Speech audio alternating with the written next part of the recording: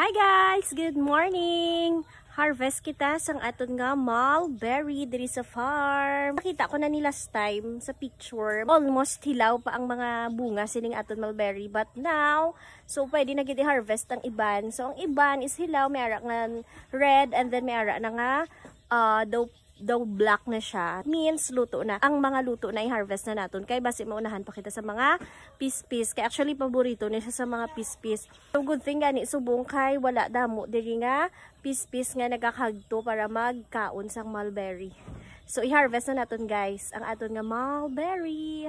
So ari guys, kita niyo. Yes, sini nga luto is color black. So, kung red pa siya or pink, maso okay pa din naman na siya kanon kaso maaslom. So tilawan naton. So medyo ano pa siya, pink pa siya tilawan ta.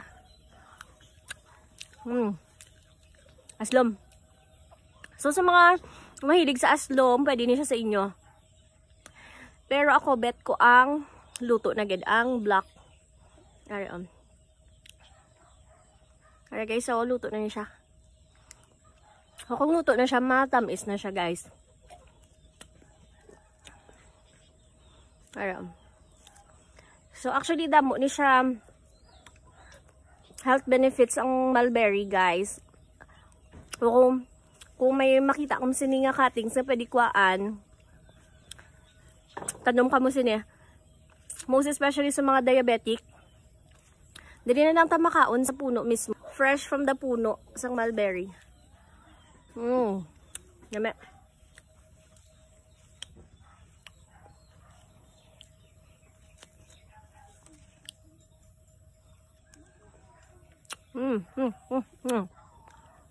Yummy. Ang iban sa babaw. So hindi ko maabot.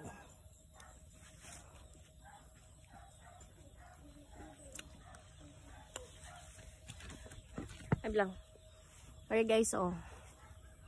Tanya na yan. Nan. Ame. Here guys, oh. Damo-damo. Kita niyo? Nami siya, tamis. Pag violet na siya, or black na siya, I mean, luto na ganyan siya.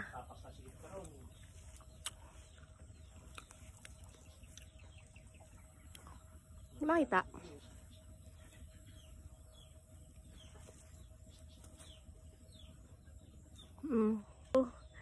Ubuson ka.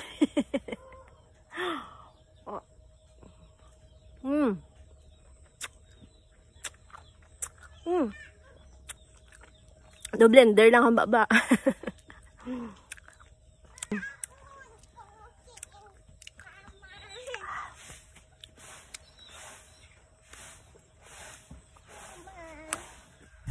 Come on.